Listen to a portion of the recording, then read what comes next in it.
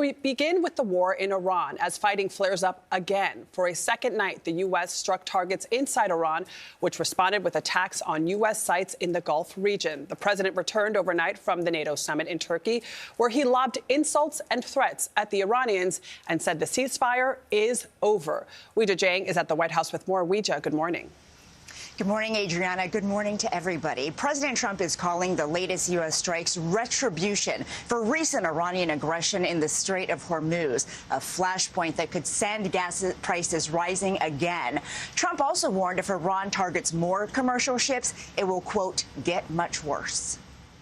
We just hit them very hard, and I say we hit them 20-1. Every time they hit us, we're going to hit them 20. President Trump unleashed anger and new attacks on Iran after declaring Wednesday an end to the fragile ceasefire and the framework meant to work out a permanent peace agreement.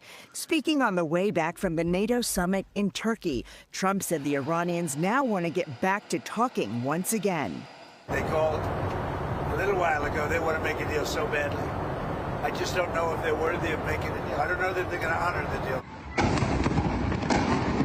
That deal now appearing as elusive as ever as the U.S. launched a second night of strikes on Iran, hitting at least 90 Iranian military targets after retaliating with more than 80 strikes Tuesday following Iranian attacks on commercial ships in the Strait of Hormuz earlier this week. Iran responded by hitting U.S. military targets in Bahrain and Kuwait and threatened to completely close the strait. Vice President J.D. Vance, who has been deeply involved in talks with the Iranians, vowed retaliation should that happen.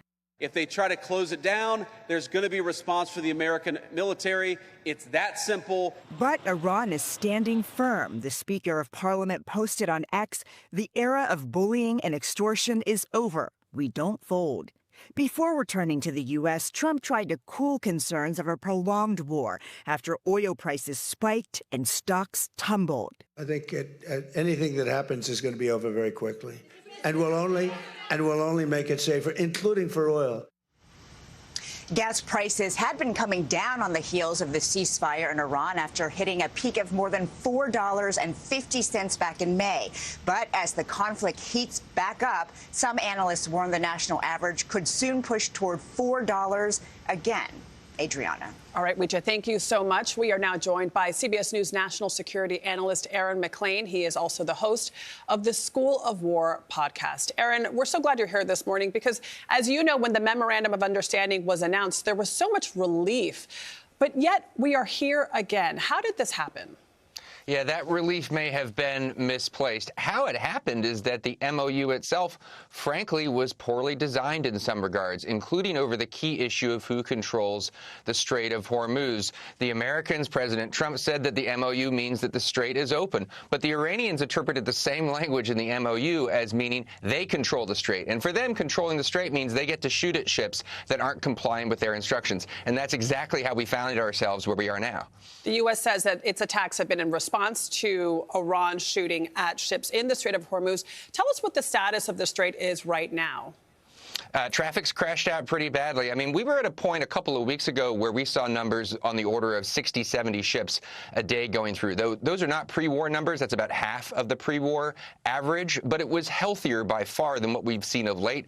As of the last 24, 36 hours, things have slowed to a crawl, as you might expect, given the amount of violence both in the strait and on the Iranian coast adjacent to it. Aaron, with all this back and forth, it seems, this is a constant vicious cycle. Once again, where do you expect this to go in the coming days?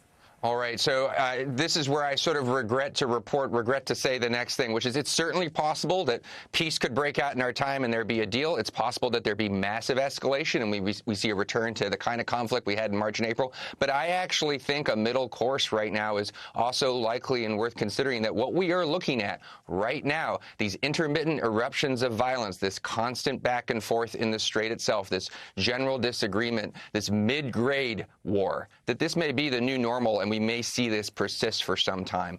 Yeah. All right. Aaron MacLean, thank you so much.